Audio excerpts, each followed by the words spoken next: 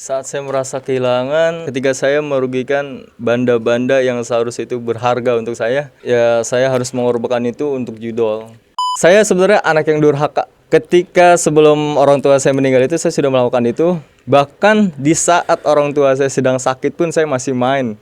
Umi itu cuma bisa pakai oksigen aja gitu. Bahkan saya nemenin di rumah sakit, saya sempat-sempatnya buat main, Om. Dewasa itu bahagia itu susah. Iya. Jadi Banyak masalah ya. banyak masalah, Om. Main A di sini gua bukan nih 100 juta, sedangkan gua mau nipu lagi gua udah nggak bisa. Oke, halo teman-teman. Video kali ini gue mau ngobrol sama Bro Rido. Ya. Bro Rido dari Tangerang juga ya? Dari Tauron juga. Dia mau menceritakan pengalamannya dia kejeblos judol. Benar. Ya, ini unik nih teman-teman karena dia ini backgroundnya itu anak pesantren gitu. Jadi nyantarannya juga bukan sebulan 2 bulan ini, 3 tahun ya bro. 3 tahun. Bagaimana dia bisa masuk ke jeblos ke judi online yang membuat dia tuh merasa rugi karena ini ya. Benar. Gitu. Oke. Bro Rido, ceritain aja gimana dari awal lo kenal judul sampai lo ngerasa di titik kayaknya gua hancur nih kayak gitu. Ya. Oke, jadi saya kenal judi itu di 2018 awal. Saya berpengaruh dan terjeblos lah di judul ini karena lingkungan. Yang awal-awal saya gak ada niatan untuk ke judul ini, tapi dengan adanya lingkungan seperti ini saya terbawa. Itu lingkungan di kampung atau lingkungan di mana tuh? Itu lingkungan di kampung saya sendiri. Di kampung ya? Di kampung saya sendiri. Rumah berarti ya? Rumah. Oke, itu gimana itu? Teman-teman banyak yang main? Teman-teman waktu itu saya masih lihat nggak banyak begitu yang main, cuma beberapa adalah yang main gitu. Jadi setiap saya nongkrong ke tempat situ pasti ada. Saya kesini ada aja gitu. Jadi pada awal saya main itu di 2018 itu karena lingkungan yang menjebloskan saya, yang awalnya saya iseng-iseng dan sampai di titik saya merasa wah gua hancur gara-gara judul. Itu lu mulai dari tahun berapa? 2018. 2018. 2018. Nah, berarti lu posisinya udah selesai pesantren itu? Sudah selesai pesantren. Karena saya yang tadi saya bilang karena lingkungan setelah saya di pondok itu kan saya penasaran karena saya pengen bergaul ke sana, saya pengen nongkrong ke sana sini dan akhirnya saya terjerumus lah dengan hal-hal seperti itu. Oke. Gimana apa yang lu alamin itu? Yang saya alami ketika saya jeblos dalam judul ini untuk diri saya pribadi sangat merugikan banget. Bukan dari hanya kehilangan diri sendiri, tapi saya melakukan kehilangan semua banda-banda, kehilangan data diri saya, harus kehilangan semua, memalukan keluarga sendiri. Saat itu lu merasa kecewa sama diri sendiri itu apa saat lu kehilangan apa gitu? Saat saya merasa kehilangan, ketika saya merugikan banda-banda yang seharusnya itu berharga untuk saya, ya saya harus mengorbankan itu untuk judol. Dari baik itu banda yang untuk mencari nafkah saya sehari-hari, saya harus mengorbankan itu. Bahkan warisan dari orang tua almarhum saya pun saya harus korbankan. Apa aja nih? Lu tadi bilang di belakang lu gagal nikah juga itu gimana? Ya untuk gagal nikah ini karena kan saya setahun sebelum ini kan saya udah planning sama pasangan saya. Bahkan keluarga pun udah setuju untuk saya membangun masa depan dengan pasangan ini. Tapi ketika saya terjerumus dalam hal seperti ini, itu menghancurkan semuanya.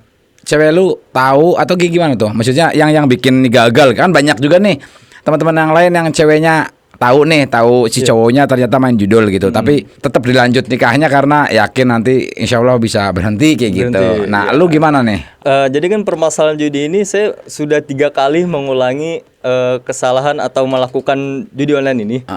Yang pertama saya sudah sadar, saya sempat berhenti dalam jangka sebulan, tapi kemudian saat itu saya harus main lagi, bahkan saya harus gila-gilaan. Setelah itu saya sempat ketahuan yang pertama kali tahu saya judi itu pasangan saya sendiri. Dia mencari tahu dengan histori mutasi rekening atau segala macam. Maka dari situ saya udah nggak tahu lagi harus apa. Saya harus sudah ketahuan lagi. Dan di situ saya sudah sadar juga.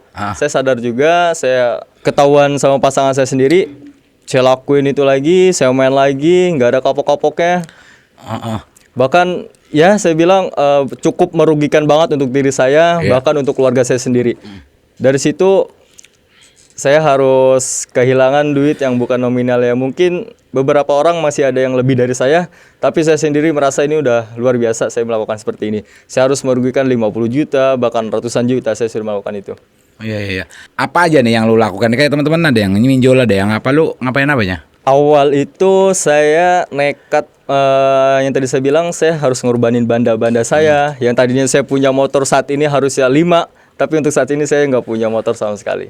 Waduh. Itu lu minjol juga apa enggak tuh? Awal saya nggak berpikir untuk pinjol, walaupun limit saya itu ada, bahkan itu lebih dari apa yang saya harus jual motor, tapi saya nggak berpikiran untuk pinjol. Oke. Lah itu ibu meninggal posisi lu masih main judol? Masih main. Bahasa kasarnya kayak gini ya. Saya sebenarnya anak yang durhaka. Karena kenapa saya bisa bilang anak durhaka? Ketika sebelum orang tua saya meninggal itu saya sudah melakukan itu. Bahkan di saat orang tua saya sedang sakit pun saya masih main. Orang tua lu itu, lu manggilnya siapa? Ibu? Umi. Umi. Nah, Umi ini waktu lagi sakit tahu lu main. Sebelum yang pertama, masalah pertama sebenarnya orang tua itu tahu, tapi nggak begitu menegur saya berlebihan, hanya menegur sekedar. Nggak, karena saya pada saat itu saya nggak terlalu merugikan keluarga juga, karena itu tanggung jawab saya sendiri. Nah dari situ keluarga tahu, orang tua tahu, bahkan saya sudah maaf, bahkan sujud depan orang tua. Depan Umi.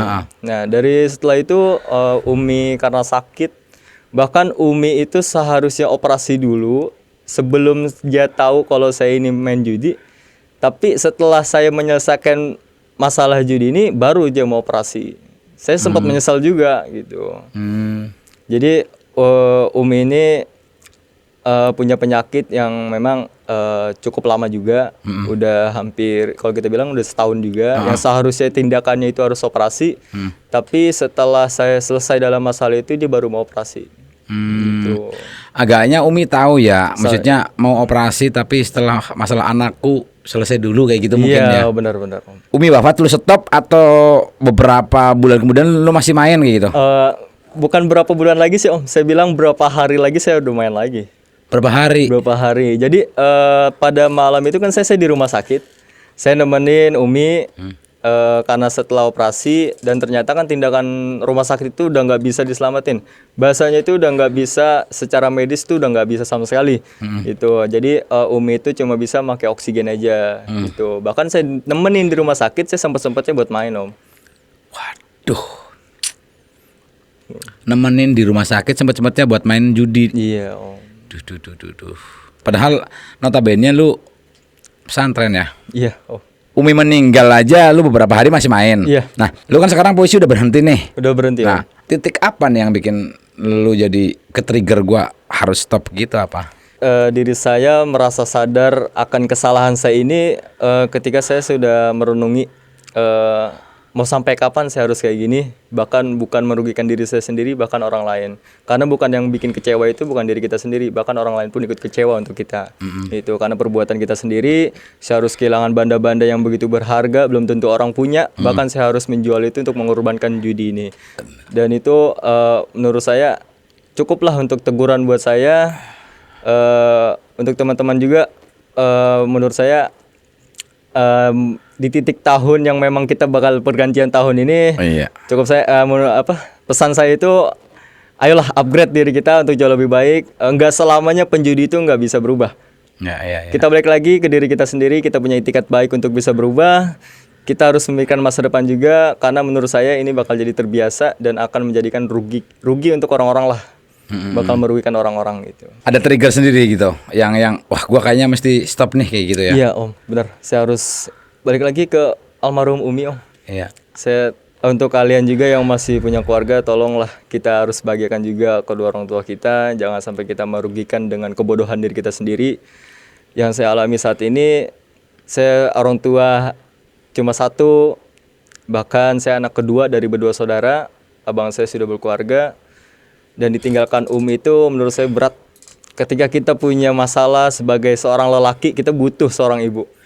Tapi dengan keadaan seperti ini, benar-benar menurut saya menyesali semuanya. Iya. Sorry. Abi kemana Abi? Abi alhamdulillah ada. Abi ada. Oke. Lu ditinggal Umi di usia 25 ya? Iya 25. Iya, di usia 25 ya. Akhir-akhir ini saya lebih dalam lagi untuk merasa benar-benar kehilangan sosok ibu. Dan di usia pada saat itu saya benar-benar belum bisa ngebahagiain orang tua. Bahkan sedikit pun saya memberi sesuatu yang harusnya sebagai anak kita bisa ngasih itu saya belum sama sekali bisa ngebahagiain tentang itu. Bahkan setelah saya tahu, setelah kehilangan umi saya ini, ternyata umi saya adalah orang yang hebat. Orang yang luar biasa mengorbankan banyak untuk anak. Tapi balasan saya sebagai anak seperti ini. Itu yang sangat saya rugikan saat ini. Bahkan seumur hidup saya akan menyesal. Bukannya saya nggak terima atau nggak ikhlas Om. Tapi balik lagi, saya sebagai anak itu masih banget membutuhkan seorang sosok ibu. Bukan kita nggak membutuhkan seorang bapak, tapi saya masih butuh ridho dari seorang ibu. Iya. Jadi dengan keadaan seperti ini, sebagai yang saya alami ini memang berat Om. Kita udah nggak ada lisan yang diucap dari seorang ibu untuk anaknya jauh lebih baik. Tapi kita harus berjuang dengan diri sendiri. Dengan kita mencari ridho dalam Al-Fatihah kita dengan almarhum kita. Karena benar-benar beda sih Om. Ketika ibu ada di dunia dan nggak ada lagi di dunia itu sakit banget Om. Sakit. Gue juga nggak kuat kalau ngomongin ibu itu. Iya, saya benar nggak kuat Om. Dan momen-momen yang saya nggak pernah saya lupain ke orang tua itu, kita bangun tidur selalu dicubitin, kita bangun tidur selalu digeprakin atau segala macam. Sering banget saya seperti itu. Intinya tujuan saya untuk saat ini ke almarhum itu, saya ingin banget membanggakan almarhum. Ya dari yang sebelum-sebelumnya saya belum bisa ngebahagiain, udah waktunya lah. Mau sampai kapan saya harus kayak gini? Mau hancur apa lagi saya harus melakukan seperti ini, karena udah bukan diri kita juga yang merasa rugi, bahkan orang lain. Bahkan almarhum kita juga nggak tahu di sana aja senang atau enggak dengan anak yang seperti ini. Balik lagi kita harus balik ke itikat diri kita sendiri. Itu tadi lu mau belangsak, monggo. Kalau lu sendirian, monggo. Lu disuruh jadi lebih baik dengan cara seperti ini gitu loh. Dengan cara kebodohan. Umi lu meninggal, tapi di sisi lain lu melakukan kebodohan gitu loh. Iya. Sifatnya kan masa depan ini kan abu-abu kan. Abu-abu. Ya. Gak ada orang yang tahu kan. Jadi gue nggak tahu lu nanti 3 tahun 4 tahun lagi ternyata jadi miliarder, nggak tahu. Iya. Ya kan. Selama setahun ini lu berhenti nih, hal-hal apa aja yang bikin lu tuh ini sebenarnya hidup kayak gini kayak gitu. Iya, benar Om. Saya sangat merasakan benar kebahagiaan hidup itu seperti apa. Saya bertahun-tahun bahkan menempati di usia 20 tahun ini, saya belum pernah sama sekali ngerasain hidup senyaman ini. Selain waktu kecil Om, jujur. Karena dewasa itu bahagia itu susah. Iya, jadi banyak masalah ya. Banyak masalah Om. Jadi kalau kita ngomongin bernostalgia atau memori yang dulu, saya pengen kan dulu Om. Tapi kita nggak bisa melawan takdir kan gitu. Jadi yang saya alami saat ini ketika saya sudah lepas dalam judul ini, banyak yang merubah diri saya jauh lebih baik. Yang pertama, kita merasa tenang, kita melakukan apapun itu dengan secara enjoy, secara nggak ada perasaan yang egois atau segala macam, kita merasa tenang. Terus kita beli apapun dengan hasil jerih payah kita sendiri itu luar biasa bahagianya Om. Daripada kita menghasilkan uang yang secara cuma-cuma bahasanya gitu Om, itu benar-benar beda. Bahasanya kan duit setan Om ya. Kita ngomong itu duit setan, duit yang sekejap itu udah habis gitu. Karena saya pernah pengalaman seperti ini Om. Waktu itu saya depo, bahasa kan depo Om. Saya depo 1 hari bisa 5 juta, besok lagi saya 5 juta, saya 4 juta, 3 juta, 10 juta, terus setiap hari dalam seminggu seperti Om. Iya. Itu sama sekali saya nggak pernah merasakan menang. Tapi saya dalam ego diri saya, ini nih. Ini hari gue menang. Iya. Makanya saya depo habis-habisan, saya depo 10 juta, 15 juta. Itu pada saat itu saya depo sekitaran 15 juta, saya menang di 50 sekian, 50 jutaan segitu. Itu saya tarik Om. Karena kan sistem jedol itu kalau kita WD dalam hitungan besar itu kan ada limit harian Om. Kita nggak bisa langsung WD besar di hari itu atau di jam itu. Iya. Saya nunggu, saya tinggal tidur, saya bangun siang, saya cek saldo, wah saldo saya 50 juta nih. Iya. Gitu. Yang tadinya saya berniat mau ngebalikin semua aset-aset yang saya rugikan Om. Iya. Sama sekali kita nggak ada kepikiran berkesana. Yang ada saya harus mengorbankan lagi, saya depoin lagi, all in 50 juta Om. Dari situ saya udah benar-benar, seharusnya bukan kita ngomongin keuntungan Om. Iya. Ini masih bisa kita manfaatkan buat hal yang baik, walaupun penghasilan yang buruk. Hasil dari yang buruk, tapi kita balik lagi, haram tetap haram. Iya, haram tetap haram gitu. Konsep haram ini udah nggak bisa dihindarkan Iya, udah. kita nggak bisa Terus. ya dari kekalahan itu, yang awalnya kita sadar, semua penjudi akan sadar ketika dia kalah, tapi dengan kekalahan itu dia bakal ngeluarin ego dia, dia bakal menghalalkan segala cara untuk bisa main lagi. Makanya kenapa banyak penjudi yang susah untuk berhenti? Ya saya bilang kita balik lagi ke diri kita sendiri gitu. Kita punya rasa ego itu harus turunin gitu. Kita nggak punya, bukan kita ego ke manusia gitu. Iya. Kita ego ke kayak gitu pun kita punya gitu. Iya. Benar, karena sifat ego itu benar-benar ngeganggu buat saya Om. Iya. Ego kita tinggi, kita mau menang Iya, kan iya. kayak gitu Om. Ya dari situ, dari yang kalah bukannya saya harus berhenti, malah saya harus terus-terusan lagi. Dan akhirnya yang sebelumnya saya nggak pernah yang namanya pinjaman online Om, saya harus rela untuk minjam online 30 juta. 30 juta. Banyak itu. Terus itu buat main tuh. Itu buat main, buat modal saya. Yang saya mikir, gue bakal menang lebih dari 50 juta nih. Karena gue udah nabung banyak di situs ini. Iya. Gitu. Bodohnya pemikiran penjudi itu seperti itu. Iya. Iya. Tuh pinjaman online sampai sekarang udah kebayar atau belum? Atau lu galbay? Masih dalam tahap pembayaran Om. Pembayaran. Bayar. Karena saya kan banyak orang yang galbay. Saya dari bayar ini saya belajar sih Om. Untuk bertanggung jawab itu kita harus. Gitu. Iya. Itu kenanya berapa tuh? Untuk keseluruhan atau Dari 30 juta harus balikin berapa itu? Karena Kira-kira. kan bunganya itu gede ya, sepinjam Iya. itu gede Om. Jadi gini Om, awal itu saya punya limit di 24 juta. Saya tariklah 24 juta itu. Saya tarik 24 juta, saya kembalikan untuk cicilan selama 7 bulan. Jadi sisa dalam 5 bulan lagi Om. Gitu. Nah, limit saya itu kan masih ada. Nah, dari yang modal 24 juta saya bagi 2 itu, saya sudah mainkan Om. Tapi kalah. Nihil, itu sama sekali kalah. Itu. Nah, terus limit es pinjam saya masih ada. Saya cairkan lagi 12 juta. Dan saya modalin itu nggak ada hasilnya sama sekali. Dari situ Om. Bahkan kalau saya hitung itu bulat sekitaran 35, bahkan ya tembus, kita bulutin 40 juta lah Om. 40 juta. Dari pinjaman berapa? Dari pinjaman sekitaran 30 juta sekian lah, saya masih ingat. Di 30 juta lah gitu. 30 juta balikinnya mesti 40-an gitu. 40-an. Karena ada yang Oke. cicilannya jangka waktu sebentar. Jadi harus bunganya itu besar gitu Om. Iya. Tuh. Banyak teman-teman yang mereka itu stres, depresi, akhirnya bundir. Ya, Itu gara-gara itu. saya sempat pernah berpikir gitu. Karena saya Gimana? pernah Om. Saya nggak pulang-pulang selama 1 bulan.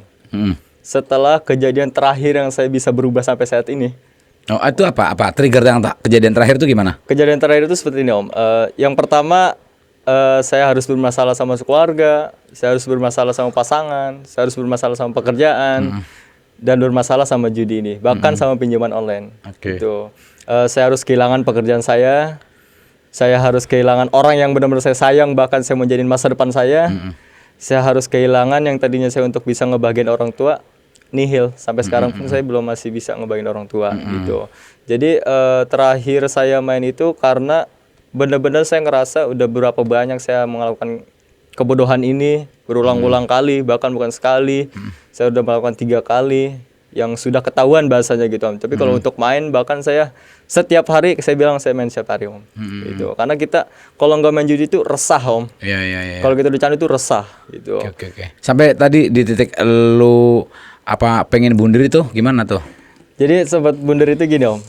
Setelah pasangan saya tahu, dia kan ngabarin keluarga saya Om ya. Yang tadinya saya bisa berharap ini 4 mata aja sama pasangan saya, Iya. gitu. Tapi keluarga tahu lagi, bahkan keluarga abang saya pun harus tahu. Ya saya udah nggak bisa ngapa-ngapain lagi Om, karena saya udah nggak bisa. Lu udah capek semua, ngelihat gua kayak gini tuh udah capek gitu. Akhirnya saya kabur. Saya dari rumah itu sekitaran ya 1 bulan lebih lah Om. Saya ngegembel di Ciputat Om. Saya Gembel. tidur di depan ruko, jujur Om. Ngegembel bener-bener gembel gitu Bener-bener emperan. ngegembel Om, bener. Saya ngegembel. Sebulan itu. Sebulan itu. Itu apa tuh maksudnya? Tujuannya apa? Ya balik lagi ke tadi Om, saya lebih kayak ngerasa gue ngidupin rasa pahit hidup itu seperti apa sih gitu. Saya lebih kayak menyadari gue bukannya lebih curhat ke orang lain, tapi gue harus menyadari diri sendiri dengan pahitnya dunia itu seperti apa gitu. Setelah dari situ banyak banget orang yang saya cari Om di luaran sana tuh kan, banyak banget orang-orang ya. Saya selalu curhat ke orang ini, saya curhat ke orang ini. Ya karena membantu saya untuk motivasi saya diri saya sendiri gitu Om. Gitu. Bahkan saya harus nelpon teman saya buat main ke sini. Buat nemenin lo gitu, buat nemenin- support. Buat support saya Oke, gitu. oke. Selama itu ya saya tidur di depan ruko Om. di depan ruko. Sempat saya tidur di rumah teman cuma beberapa hari. Setelah itu saya tinggal di depan ruko kosong kayak gitu. Saya benar-benar ngegembel di situ Om, yang ngerasa sedih, ngerasa kok gini, oh gini gitu. Pahitnya hidup tuh seperti ini gitu. Ya ternyata ya balik lagi, judi itu nggak akan bisa kita kaya, itu nggak akan bisa, mustahil. Iya. Tapi it's okay lah, itu perjalanan hidup ya. Iya. Ambil hikmahnya lah ya. Lu ngikutin channel gue berarti udah lama atau baru? Udah lama, udah setahun lebih lah. Setahun lebih. Kenapa bisa nonton kayak gini? Jadi kita mengambil pelajaran setiap orang yang pernah mengalami seperti ini, dengan cara dia berubah itu seperti apa. Karena kita harus mengambil juga cara-cara orang lain gitu kan. Ya akhirnya saya bermotivasi juga ketika saya lihat podcast kayak gini, malah saya pengen, gue pengen podcast gitu. Kenapa saya bisa berpikiran kayak gitu Om? Karena podcast seperti ini tuh membangun semangat kita untuk bisa berubah ke depannya. Karena kalau udah ngomong kayak gini, kita ngelakuin lagi malu boy. Malu sama diri sendiri, bukan malu sama diri sendiri, malu sama Allah. Iya. Di zaman sekarang Om ya, tentang permasalahan judul ini harus ditingkatkan lagi. Kita harus merangkul lagi beberapa banyak orang yang ingin berhenti di judi ini. Ayo kita datanglah ke sini gitu untuk menyadarkan diri kita sendiri, motivasi lebih semangat lagi untuk bisa berubah, karena ini bisa jadi jalan juga untuk kita bisa berubah jauh lebih baik lagi gitu. Iya.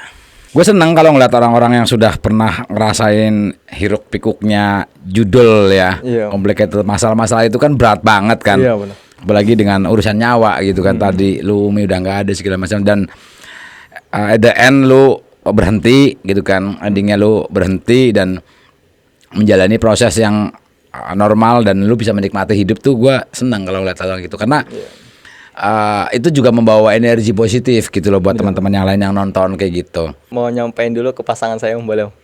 Mantan ya? Mantan atau pasangan? Insya Allah sih, mudah-mudahan kalau saya udah jauh lebih baik dia bisa kembali, insya Allah. Oh amin. Ya, apresiasi sebagai lelaki ketika kita sedang susah dibantu sama dia ada support kita, itu kan suatu apresiasi buat kita ya Om. Jarang kita menemukan cewek yang seperti itu. Karena dia nemenin saya udah berapa kali saya melakukan seperti ini. Bahkan di titik kemarin pun dia masih, bahasanya itu dia masih menunggu saya untuk bisa berubah jauh lebih baik lagi. Karena saya menilai susah nyari cewek seperti itu, susah Om. Iya. Gak semua orang bisa nerima kebodohan kita atau keburukan kita sendiri gitu. Ya intinya kita balik lagi, dalam Al-Quran di surat Al-Baqarah kan ada dijelaskan namanya, Allah itu nggak akan menguji seorang di luar batas kemampuannya. Intinya kita la in sakartum la ijadanakum. Kita harus semangat lagi, kita harus kuat lagi untuk bisa berubah atau balik lagi ke itikat diri kita bisa. Iya. Lu sampein ke cewek lu biar insya Allah nanti cewek lu bisa denger lu ngomong di sini, sampein. Sedih sih bro. Gak apa-apa, sampein aja. Sampein aja. Buat kamu, terima kasih banyak selama ini, perjuangan yang luar biasa menemani sosok diri aku yang bahasanya adalah diri aku yang bodoh, memiliki kebodohan yang gak semua orang merasakan dan bahkan merugikan diri kamu sendiri. Ini benar-benar suatu penyesalan, tapi udah gak ada lagi penyesalan buat diri aku. Intinya sehat-sehat di sana, jaga dirinya baik-baik. Mudah-mudahan jika Allah menakdirkan kita bersama lagi, insya Allah kita sama-sama. Karena memang jodoh di tangan Allah, tapi ketika kita berusaha dan ikhtiar untuk bisa, insya Allah kita bakal berjodoh. Amin. Insya Allah dipersatukan kembali. Oke, buat para pemain judul ada ini nggak yang belum main dan mungkin yang sekarang pada kecanduan, mungkin saran-saran dari lu yang sudah berhenti? Untuk yang belum main, jangan sama sekali nyentuh. Mau itu penasaran, mau itu coba-coba, jangan sama sekali. Karena lihatlah, kita mencari gambarannya ke orang-orang sehancur apa hidup dia, bahkan kehilangan ini, kehilangan itu, bahkan keluarga pun kehilangan, bahkan kebahagiaan hidup tuh nggak ada sama sekali gitu. Untuk yang masih main, saran saya, siapapun Tuhan kalian, dekatkanlah diri kalian untuk menyembah, meminta motivasi lagi untuk lebih semangat lagi dalam merubah diri. Terutama kita balik lagi ke itikat diri kita sendiri. Kita ini berubah untuk apa? Kita untuk masa depan kita. Bahkan banyak yang udah berkeluarga harus hancur, kehilangan anak-anaknya, kehilangan istrinya. Itu benar-benar penyesalan seumur hidup, saya yakin Om. Gitu. Jadi yang masih main, ayolah kita bisa berubah untuk semuanya. Ya memang berat Om. ini benar-benar kalau kita ngomongin candu ya benar-benar candu Om gitu. Karena judi itu benar-benar ya menghancurkan logika otak gitu, terus semua hancur gara-gara judi gitu. Intinya perlahan lah, saya juga nggak begitu cepat bisa berubah karena ada step by stepnya. Yang terpenting kita lebih berbanyak lagi sholat, kita dekatkan diri dari Allah, kita minta ampunan sama Allah karena Allah itu maha baik, Allah maha pengampun. Mau seberapa banyak kita meminta dan memohon ampun, Allah bakal ngampunin selagi kita mau istiqomah dalam menjalankannya. Seperti itu sih Om. Oke, siap. Ini keren nih teman-teman. Nih teman-teman, kalau harusnya nih kalian yang udah nonton ini bisa termotivasi buat berhenti. Toh ada kok banyak teman-teman yang sudah podcast, yang sudah ngobrol, yang mereka berhenti gitu kan ya. Iya, benar. Banyak. Jadi kalian yang sekarang masih main ya udah, stop, udah nggak ada jalan lain. Stop. Jangan pernah kita menilai cover seseorang. Penjudi itu bukan orang miskin doang. Status saya adalah lulusan pondok pesantren pun masih bisa terjerumus karena begitu besar efeknya Om gitu Om. Bener. Oke, jadi itu aja paling Om. Ya itu aku pernah bilang, lu mau miskin mau kaya, lu mau pendidikannya tinggi mau pendidikannya rendah, lu mau pekerjaannya, lu mau PNS, lu mau swasta, mau pengusaha, sekalinya jebur, kena kalian. Iya, benar. Dah, pasti kena. Yang belum nyentuh jangan sampai kalian nyentuh. Yang sudah nyentuh nih sekarang kecanduan, stop buru-buru udah. Ikhlasin sekarang barang-barang kalian yang hilang ya. Iya. Semoga video ini bermanfaat. Sampai ketemu lagi di video selanjutnya. Bye.